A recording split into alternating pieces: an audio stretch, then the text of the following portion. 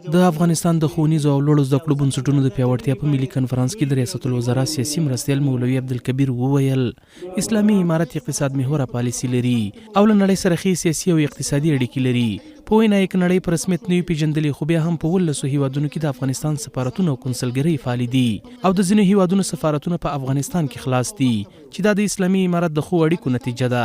امارت یو سالمه اقتصاد محوره پالیسي لري، د ټولو دنیا سره حسن تعامل لري او ښه اړیکې غواړي. د دغه حسن تعامل نتیجه ده چې موږ تاسې د دنیا سره په اوسني وخت کې که څه هم دنیا په رسمیت نه یو پیژندلی خو عملا دنیا موږ ته داسې لاسونه راکړي چې عملا یې موږ تسلیم کړي یو او عملا یې زموږ حکومت په رسمیت پیژندلی. هغه وجه دا ده چې تقریبا په 19 ملکونو کې د موږ تاسې سیاسي نمایندګۍ سفارتونه کنسلګرۍ دا خلاصې دي او د دنیا د مختلفو ملکونو سفارتونه دلته په کابل کې خلاص دي.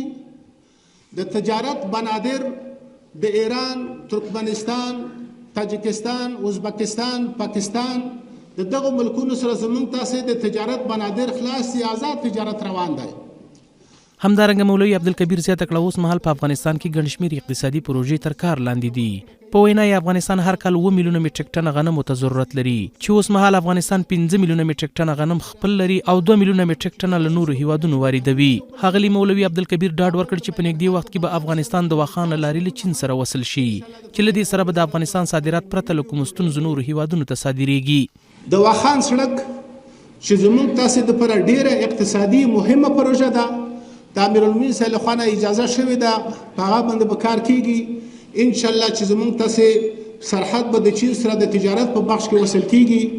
د موږ تاسې هغه تاجران ورونه چې د هغوی مالونه د ځینو ملکونو له خوا نه په خپل وخت کې اجازه د مال نه ورکول کیږي، دومره مال وځنډېږي چې د ډیمرش د وجې نه حتی هغه خلک خپل مالونه هلته پرېږدي، دومره جرمانه دومره ټیکس هغه یې ورباندې راولي چې نور تاجر ته دغه مال راوړل په ګټه نه تمامي، خپل مال نه تیر شي پرېږدي.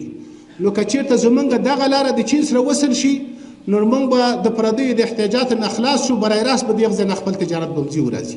همدارنګه د دغه ملي کنفرانس پر مهال د لوړو زده کړو وزیر شیخ ندا محمد ندیم وویل اسلامي امارت کوشش کوي چې په هیوادونو کې معیاري د عصري زده کړو نصاب رامنځته کړي او با کیفیته ډاکټران او انجینران وروزي ترڅو په راتلونکي کې د دغه هیواد د پرمختګ لامل وګرځي. پر دې به کار کوو چې مدرسه او مکتب او لیسه دا ټول څنګه معیاري کړو، هم په اعتبار د استاد، هم په اعتبار د نصاب، اعتبار د زیربنا. حتی دا هوډ به د ځان سره کوي که په پوهنتون کې ستا سره زائد تعمیر زائد مځکه لري، د تعلیم او تربیې ضرورت یې خو د اسلامي دی، یو اسلامي نظام دی، دلته ټکرونه نشته. ورکه تعلیم او تربیې که د تعلیم او تربیې یو زائد مرکز هلته د عالي تحصیلاتو ضرورت تعلیم و تربیه را حساب سے احترامانه خواهش کو وردی کی برادری د اخوت دی، اسلامي نظام دی. د پوهنې وزیر مولوي حبیب الله غو ویل د اسلامي امارت له راتګ سره د پوهنې وزارت ګڼې ستونزې هوارې شوي او تر دې دمه د شپږم ټولګۍ پورې درسي نصاب تکمیل شوی او له شپږم ټولګۍ پورته درسي نصاب باندې په چټکۍ کار روان دی. د په خبره هڅه مو دا ده چې په هیواد کې یو معیاري درسي نصاب ولرو. دریم تر شپږم ټولګۍ پورې د ښوونځیو نصاب اصلاح شوی او له شپږم پورته هم د نصاب پر اصلاح باندې په چټکۍ سره کار روان دی ترڅو د هیواد بچیان مو په کامل اسلامي او ملي روحیه وروزل شي. د نصاب د اصلاح څخه مراد د یو ګټور او مؤثر تعلیمي بهیر روانول دي چې په اوسنیو شرایطو کې ورته اړتیا ده. د افغانستان د ښوونیزو لوړو زده کړو بنسټونو ملي کنفرانس چې د افغانستان له مختلفو ولایتونو څخه پکې د پوهنتونو استادانو او څېړونکو ګډون کړی د ښوونیزو لوړو زده کړو بنسټونو د پیاوړتیا په پار خپلې څېړنیزې مقالې وړاندې کوي ترڅو د دغه بنسټونو د پیاوړتیا لپاره لارې ولټوي. محمد عمران سرکوټوال، حریت نیوز، کابل.